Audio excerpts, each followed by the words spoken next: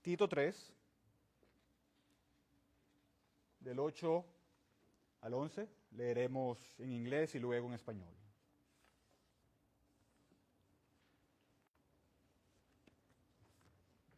Let us stand for the reading of the Word of God on Titus 3, verses 8 through 11.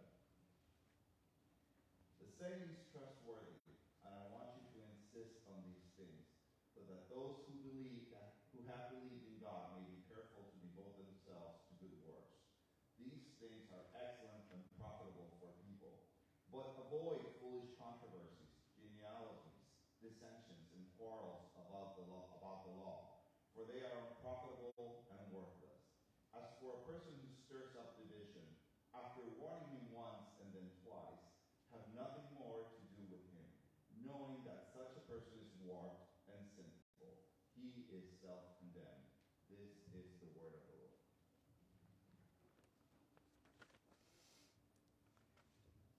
Tito 3, desde el versículo 8, dice la palabra de Dios. Palabra fiel es esta. En cuanto a estas cosas, quiero que hables con firmeza para que los que han creído en Dios procuren ocuparse en buenas obras. Estas cosas son buenas y útiles para los hombres, pero evita controversias necias, genealogías, contiendas y discusiones acerca de la ley, porque son sin provecho y sin valor.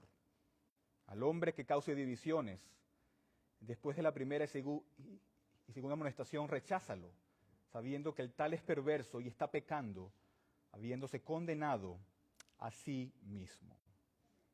Oremos. Gracias, Padre, te damos por tu palabra, Señor. Oramos por tu bendición y tu santificación ahora en la predicación y al oír tu santa palabra. Ayúdanos a hacerlo con reverencia y para tu gloria y tu honra. Amén. ¿Se pueden sentar?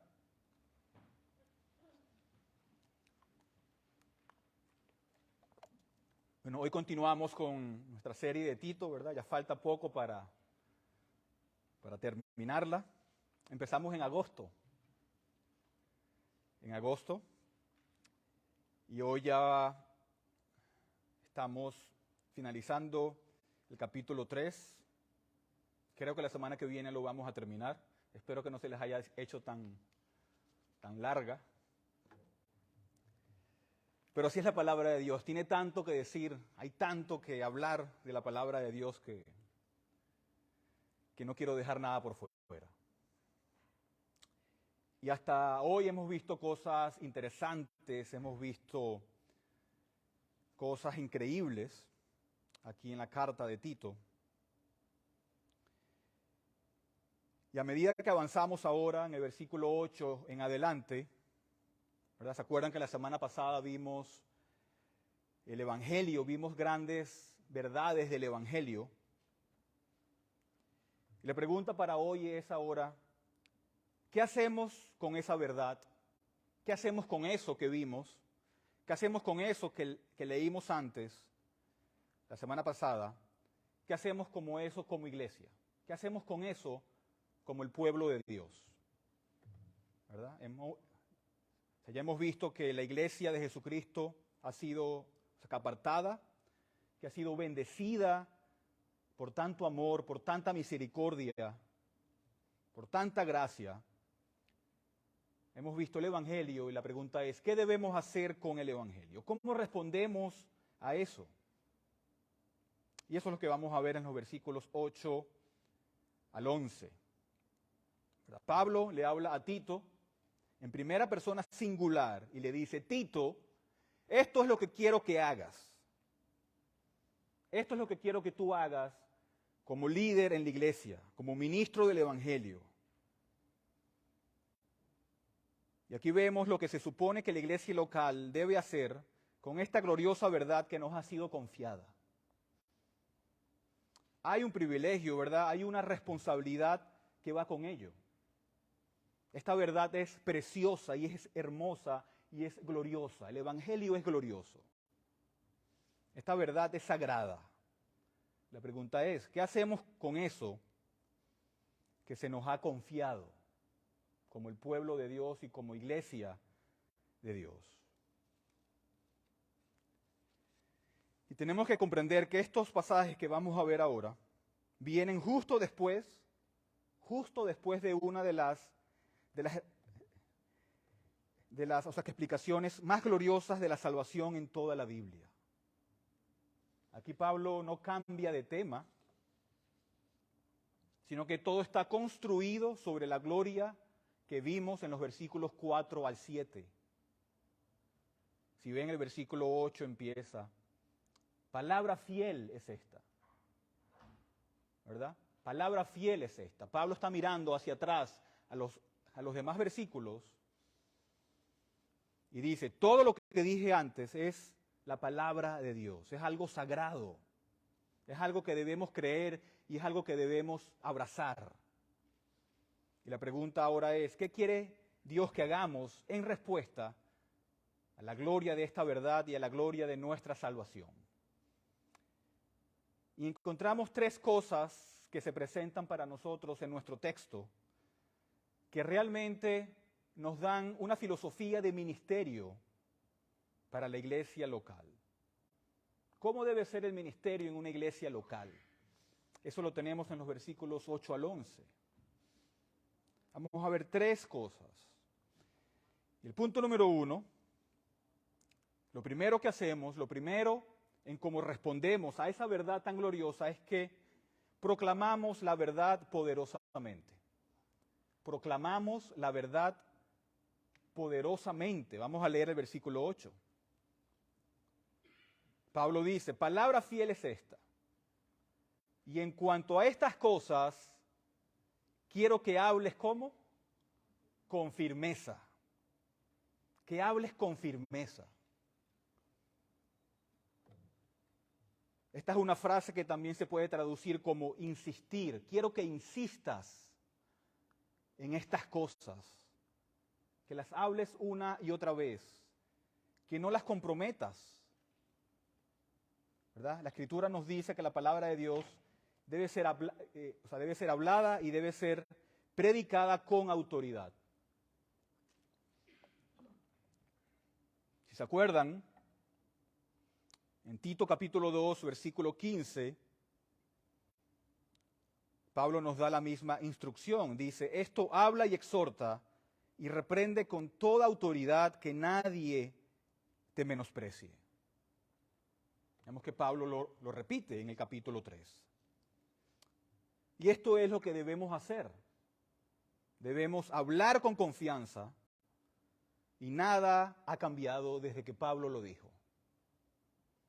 ¿Verdad? Si un hombre está dudando, si un hombre no está seguro, si un hombre tiene dudas acerca de las Escrituras, de que sean sin error, si un hombre duda o vacila acerca de si el Evangelio es el único mensaje para salvación, o si el Evangelio es el mensaje exclusivo y no existe otro mensaje que pueda salvar, si un hombre tiembla ante eso, si tiene miedo a hablarle al pueblo de Dios o a los pecadores, entonces ese hombre no debería estar en el púlpito.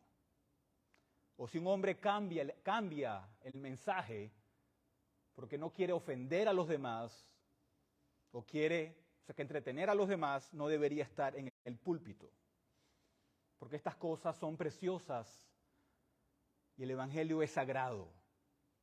Estas cosas son verdaderas. ¿Por qué? Por la misma autoridad de la palabra de Dios. Y Dios nos dice que quien las proclame debe hacerlo ¿cómo? Con confianza, con firmeza. Deben ser proclamadas con autoridad. ¿Verdad? No es el trabajo de nosotros el entretener a las masas. Eso se lo dejamos a Hollywood y se lo dejamos al mundo. Eso no es lo que se supone que debemos hacer nosotros. Nosotros debemos hablar el Evangelio con confianza y con firmeza. Y eso es lo que hacemos cuando nos reunimos. Hablar con confianza el Evangelio. Ya que es el único mensaje que tiene poder para salvar. Hermanos, hay demasiado en juego para cambiar el mensaje en las iglesias.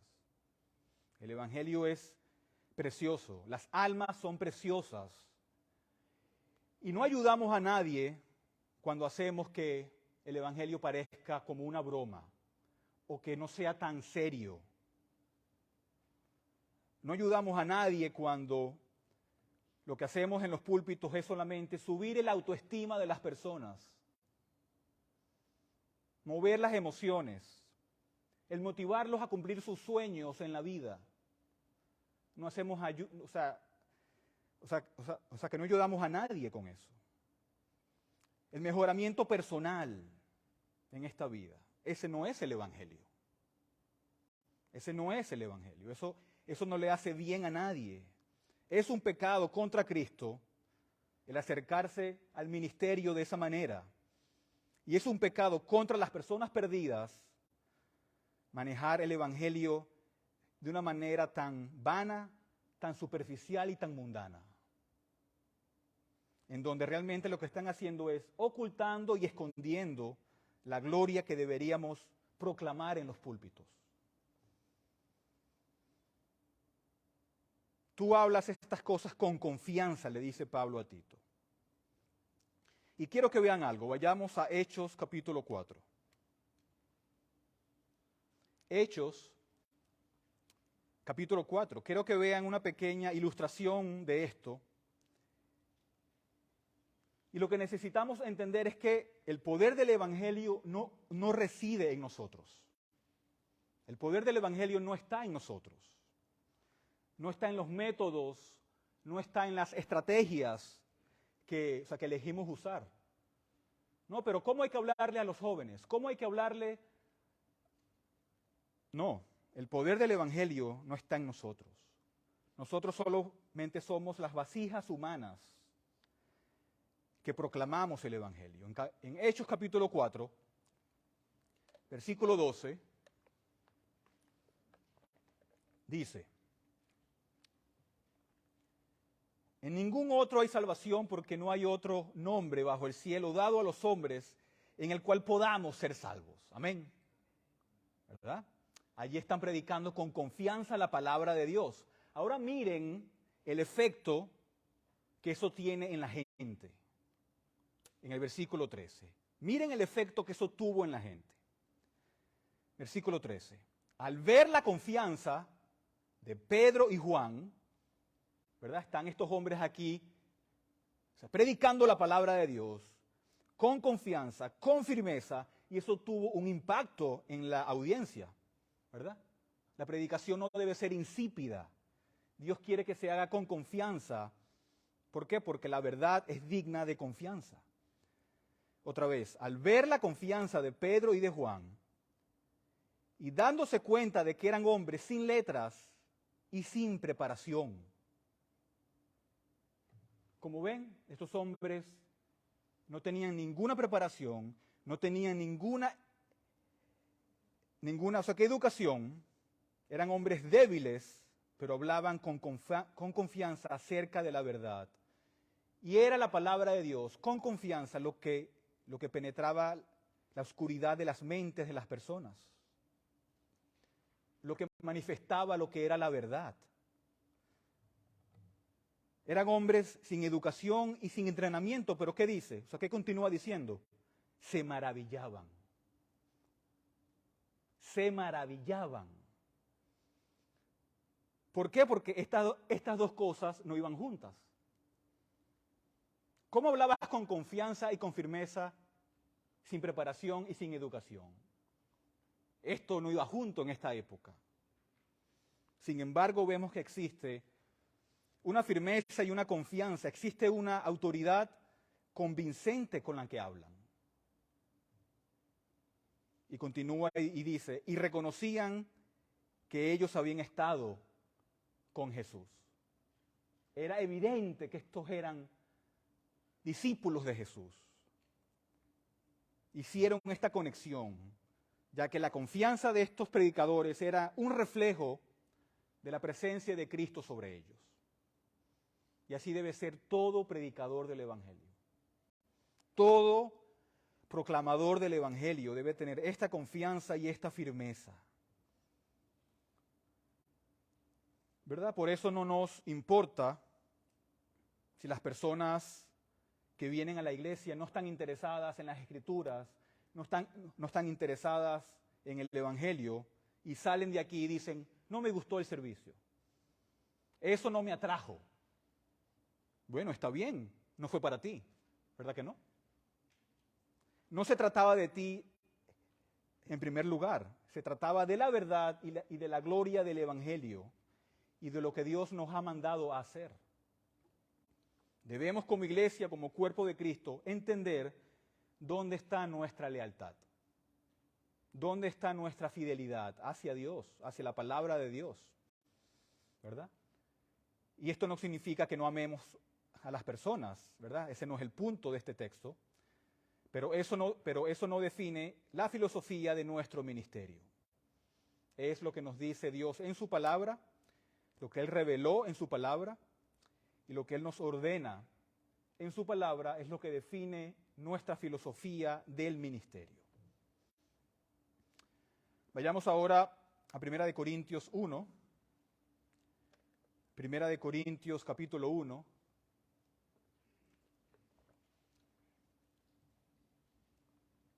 Donde vemos otra ilustración que nos ayudará a entender más este punto. En 1 Corintios capítulo 1, desde el versículo 18, dice, porque la palabra de la cruz es necedad para los que se pierden, pero para nosotros los salvos es poder de Dios.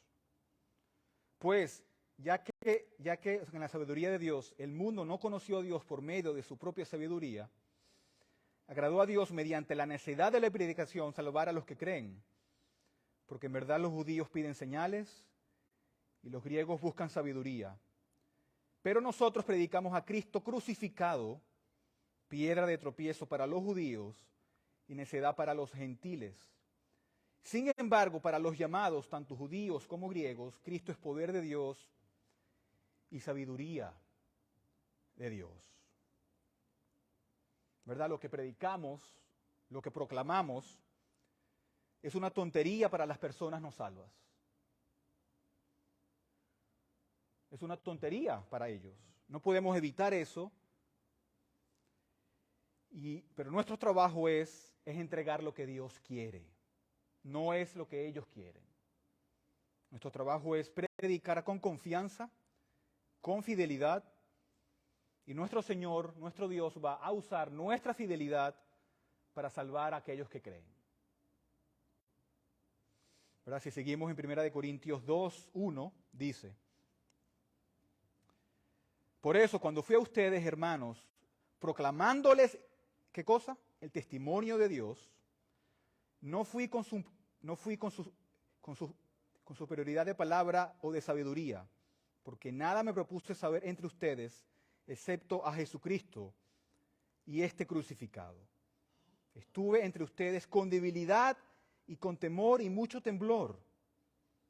Mi mensaje y mi palabra y mi predicación no fueron con palabras persuasivas de sabiduría, sino con demostración del Espíritu y de poder, para que la fe de ustedes no descanse en la sabiduría de los hombres, sino ¿dónde? En el poder de Dios. Muy claro, debemos de predicar, ¿qué cosa? La palabra de Dios. Debemos de predicar el Evangelio con confianza y con seguridad. Y esto hay que hacerlo desde el principio. Desde el principio. No podemos usar otros métodos o otro tipo de estrategias para atraer a las personas. Porque de la manera que tú atraes a las personas, cuando le cambias el mensaje, ¿qué van a hacer? Se van a ir. Si los traes con métodos carnales, los debes de mantener con métodos carnales. Porque cuando les cambias el Evangelio, cuando les cambias el mensaje, se van a ir. Tenemos que hacer obvio el Evangelio desde el principio, ya que confiamos únicamente en la palabra de Dios para que haga su trabajo, para que salve a las personas. Eso es lo que proclamamos con confianza porque sabemos que es verdad y sabemos que el Espíritu de Dios lo usará en las vidas de los pecadores. ¿verdad? No necesitamos gurús de los medios que nos digan qué hacer. No dependemos de las últimas novedades de la predicación para ayudarnos a saber cómo debemos hablar. No dependemos del último libro sobre la predicación, no. Solamente dependemos de lo que Dios nos ha dicho en el Evangelio. No dependemos de cursos, ni métodos, ni estrategias. Solamente en la pura palabra de Dios. ¿Qué quiere Dios? Esa es la pregunta que nos tenemos que hacer. ¿Qué quiere Dios y qué nos ha dicho Dios en su palabra? Y Él nos ha dicho que prediquemos, que proclamemos con confianza, con firmeza y con autoridad. Pasemos ahora al punto número 2. ¿Qué hacemos como pueblo de Dios? ¿Cómo respondemos al Evangelio? Primero, entonces, proclamamos con confianza. Punto número 2, recibimos la verdad con reverencia. Recibimos la verdad con reverencia. Seguimos en el versículo 8 de Tito 3. Dice, palabra fiel es esta, y en cuanto a estas cosas quiero que hables con firmeza, para que los que han creído en Dios procuren ocuparse en buenas obras. Para que los que han creído en Dios. Dios quiere que respondamos a la verdad del Evangelio y nos dice que debemos hacerlo con dos aspectos diferentes, que son como dos caras de una moneda. Primero, ¿qué hacemos? Recibimos la verdad. ¿Cómo? Creyéndola. Recibimos la verdad, ¿cómo? Creyéndola. Para que los que han creído en Dios, ¿verdad? Aquellos que han sido redimidos por Cristo, aquellos que han creído en Dios, así es como respondemos, creyendo el Evangelio. ¿Verdad? Estamos bajo el mandato de Cristo de creer estas cosas y de responder a estas cosas. El mismo Señor Jesucristo nos dijo, arrepiéntanse y crean en el Evangelio. Y cuando creemos, ¿qué hacemos? Confiamos y afirmamos estas cosas. Las creemos como nuestras convicciones y decimos, sí, esta es la verdad, esto es lo que debo creer, la palabra de Dios es fiel, y la afirmamos y la abrazamos como la verdad de Dios.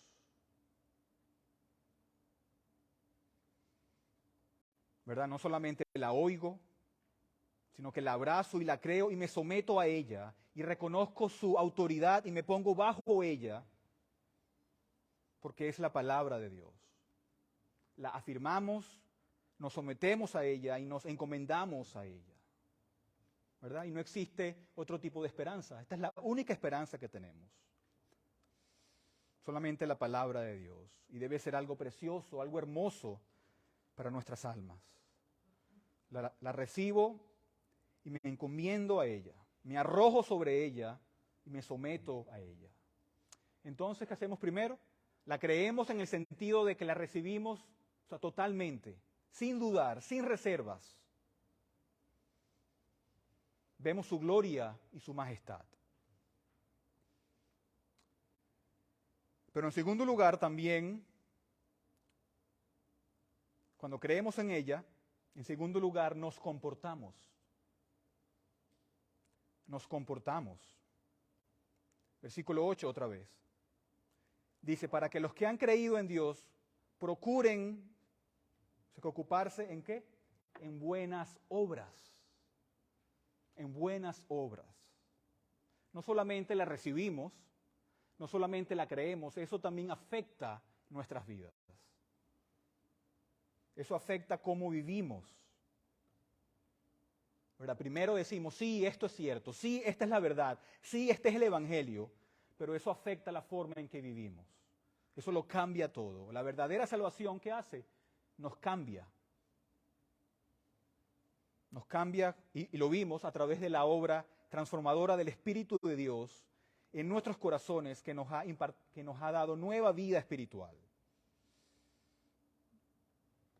¿Verdad? La Escritura dice que el Espíritu Santo viene y mora sobre aquellos que creen. Y existe una transformación radical en la persona.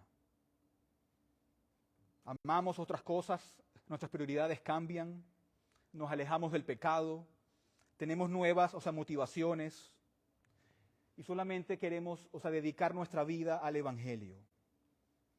Quiero que todo lo que yo haga en la vida, en mi empleo secular, lo haga para la gloria de Dios.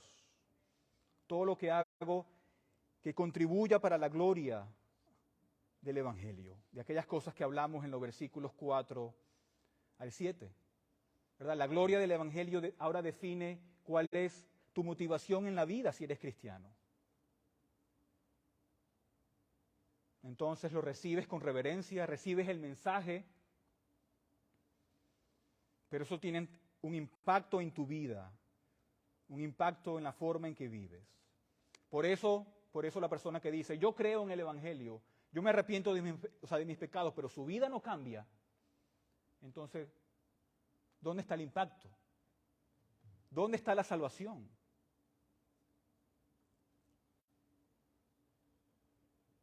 El Evangelio es demasiado poderoso para no cambiar la vida de una persona. La morada del Espíritu Santo es demasiado poderosa para no cambiar el rumbo de una persona. Existe un cambio real, un cambio que es evidente en la vida de la persona que cree en el Evangelio. Como nos dice en Santiago 2.14. Santiago 2.14 nos dice, ¿de qué sirve, hermanos míos, si alguien dice que tiene fe, pero no tiene obras? ¿Acaso puede esa fe salvarlo? Si un hermano o una hermana no tienen ropa y carecen de sustento diario, y uno de ustedes les dice, vayan en paz, caliéntense y sáciense, pero no les dan lo necesario para su cuerpo, ¿de qué sirve? Así también la fe por sí misma, si no tiene obras, está muerta. Pero alguien dirá, tú tienes fe y yo tengo obras. Muéstrame tu fe sin las obras y yo te mostraré mi fe por mis obras. ¿Verdad? Lo que nos está diciendo aquí Santiago es que la verdadera fe, la fe que salva, se ve por sus obras. Las obras no añaden nada para la salvación, pero la fe que salva es evidente porque tiene obras. Tiene obras, buenas obras, porque la fe que salva es una fe poderosa. Es una fe que nos transforma. El Evangelio nos transforma, nos cambia.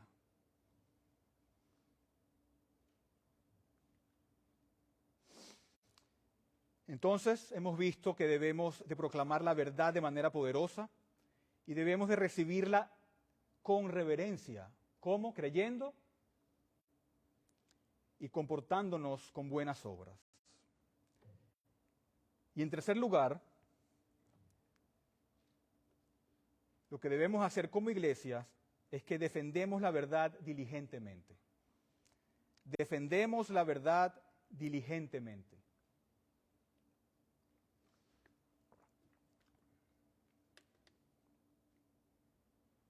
¿Verdad? Lo que Pablo hace aquí en los versículos que quedan del 9 al 11 es que él nos muestra las diferentes amenazas que vienen hacia una iglesia local y nos muestra cómo el liderazgo de una iglesia debe responder a esas amenazas. ¿Verdad? Debemos de defender la verdad diligentemente.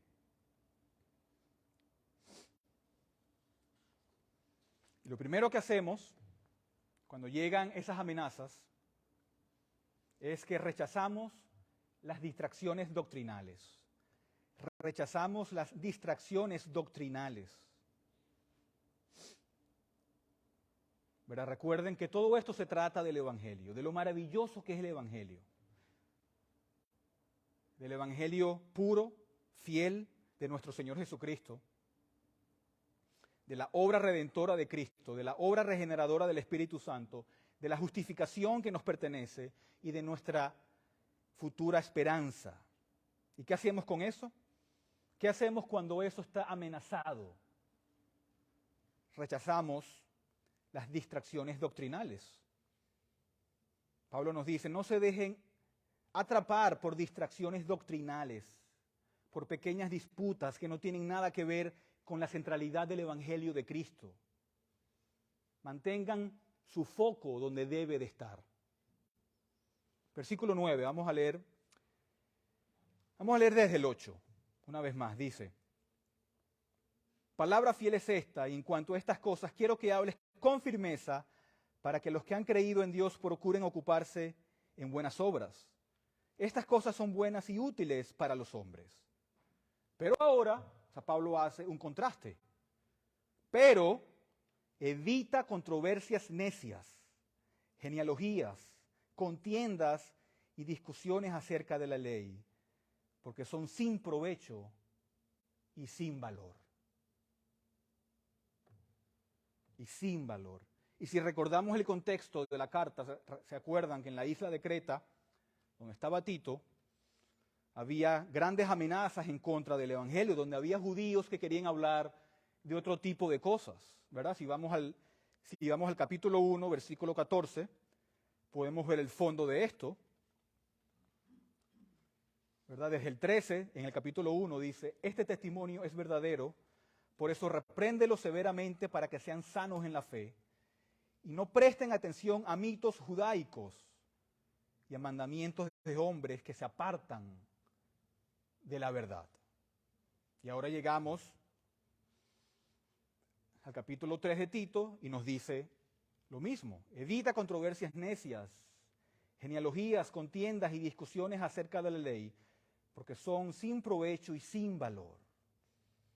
¿Verdad? Podemos entender que a lo mejor aquí vinieron maestros judíos con historias fantásticas sobre el Antiguo Testamento, sobre genealogías, cosas que no tenían nada que ver con el Evangelio, cosas que distraían a la gente, cosas que los apartaban de la verdad, pero Pablo les dice, no, lucha y evita estas cosas, apártate de estas cosas, porque son sin provecho y sin valor. Evita contiendas sobre la ley mosaica que no tienen mucho valor aquí. Cosas secundarias. Evita estas cosas y no te dejes atrapar por eso. No le des terreno para echar raíces, ni siquiera participes en esas discusiones, dice Pablo. Por eso hoy en día cuando tú ves esos grandes debates por las redes sociales de temas tan irrelevantes, temas tan indiferentes, temas tan secundarios. Pero Pablo nos dice, no, eviten esas cosas. Aléjate de esas cosas y mantente en lo que es realmente importante, que es el Evangelio. Ni siquiera escuches esas cosas, cierra tus oídos a ellas, aléjate de ellas. ¿Verdad? Y cuando esas cosas surgen dentro de la iglesia, hay que evitarlas. Y no es poco amable ni es odioso el rechazarlas. No hay que dejar que esas cosas crezcan dentro de la iglesia, sino hay que ser obedientes a las Escrituras y debemos de mantenernos enfocados en lo que realmente es importante. No te desvíes de estas discusiones secundarias que no importan, sino que vea lo importante al Evangelio. Se trata de la pureza y de la claridad del Evangelio.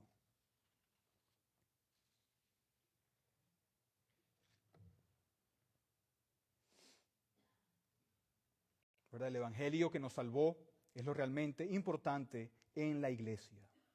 El Evangelio fiel, sin diluirlo y puro. Estas cosas son sin provecho y sin valor. Pero ¿qué más hacemos cuando defendemos la verdad del Evangelio? En segundo lugar, rechazamos a las personas divisivas. Rechazamos a las personas divisivas. Y esta es una instrucción que necesitamos, o sea, que especialmente en nuestra época y en nuestra cultura moderna. Tenemos que darnos cuenta que estamos en un ambiente que es contrario a las Escrituras y que llegarán personas que pensarán contrario a las Escrituras y tenemos que defender el Evangelio.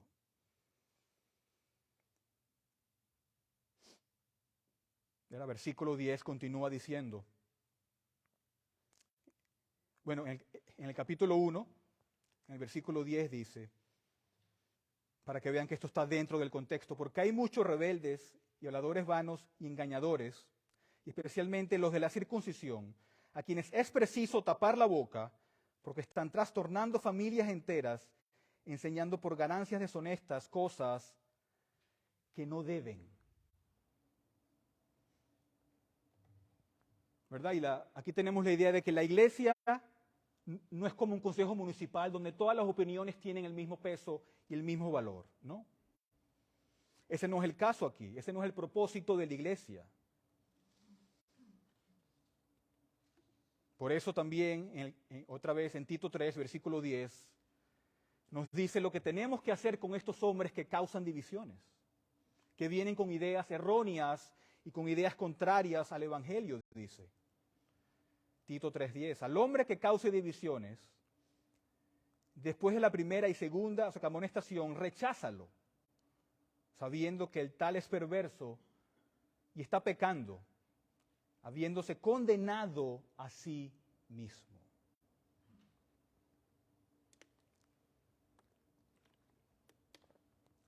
¿Verdad? El hombre que es divisivo, el hombre que causa divisiones, es el hombre que ha elegido ser contencioso, que se enfoca en temas que son secundarios al Evangelio, o esos temas que están en el versículo 9 de Tito 3.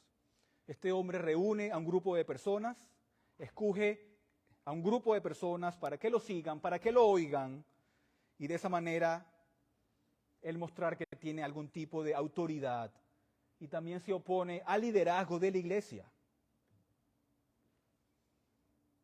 Esta persona se desvía del liderazgo de la iglesia y proclama cosas que son contrarias al Evangelio o cosas secundarias al Evangelio. Pero aquí la palabra de Dios nos dice cómo lidiar con esto, ¿verdad? No lo tratamos con crueldad, pero hay que tratarlo como nos dice la palabra de Dios, ¿verdad? Uno va una vez a esta persona, uno le informa lo que está haciendo, uno le dice lo que está haciendo,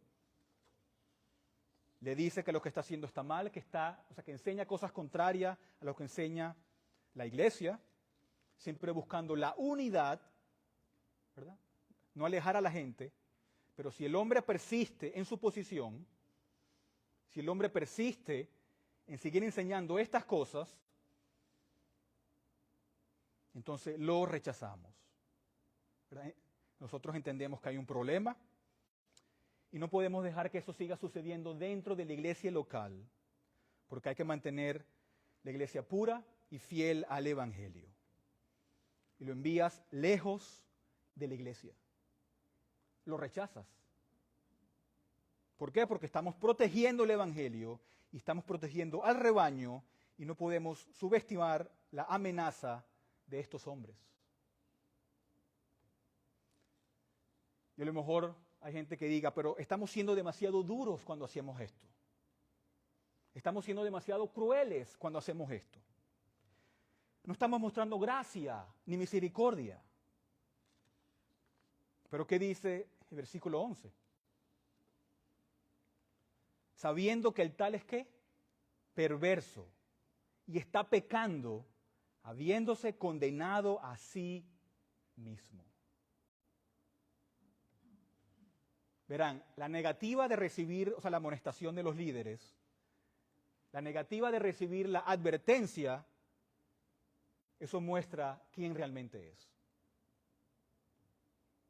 Y no tenemos nada que decir al respecto, porque se condena a sí mismo. En Romanos 16, versículo 17 también dice Pablo: les ruego, hermanos, que vigilen a los que causan disensiones y tropiezos contra las enseñanzas que ustedes aprendieron, y que se aparten de ellos, porque los tales son esclavos, no de Cristo nuestro Señor, sino de sus propios apetitos, y por medio de palabras suaves y lisonjeras enseñan los corazones de los ingenuos.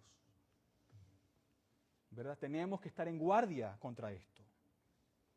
Nos damos cuenta cómo operan, sabemos que van a venir y nos protegemos mutuamente de esto. Eso es lo que hacemos como una iglesia local, como una iglesia en respuesta al Evangelio, hermanos.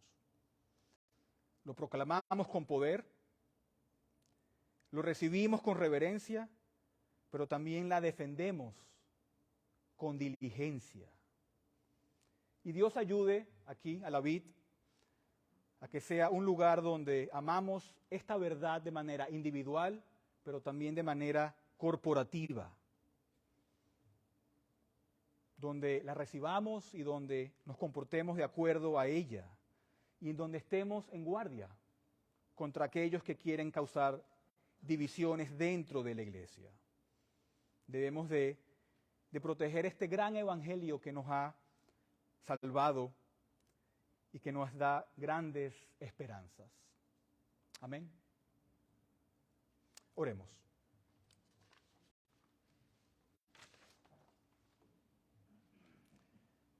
Gracias, Señor, te damos por el glorioso evangelio que nos has dado. Y también gracias, Padre, por las instrucciones que nos has dejado en tu palabra. Ayúdanos a llevar a cabo cada una de estas instrucciones, Señor. A proclamar el evangelio, a predicarlo como la única verdad que salva a los pecadores. Y ayúdanos a hacerlo con autoridad y con firmeza, Padre. Ayúdanos también, Padre, a recibirla con fe, con arrepentimiento, Señor, y también de vivir nuestras vidas de acuerdo a ese evangelio, Señor, a dar obras y fruto del arrepentimiento. Pero también, Señor, ayúdanos a defenderla contra las personas que quieran causar divisiones y enseñar cosas contrarias al evangelio. Sé con cada uno de nosotros, Padre, en nuestro andar cristiano. Ayúdanos que todas estas cosas salgan de manera natural, Señor, en nuestras vidas, para que todo sea siempre para tu gloria y para tu honra, Señor. Y yo oro esta mañana por aquellos que no han creído en tu palabra y que se encuentran hoy aquí, Señor, para que tú les otorgues el don del arrepentimiento y la fe, Señor, de manera que sus vidas también sean transformadas por el poder del Evangelio. Sigue con nosotros, Padre, el resto de este servicio, el resto de esta mañana, y ayúdanos a hacer todo siempre para tu gloria y para tu honra. Y oramos en el nombre de Jesús. Amén.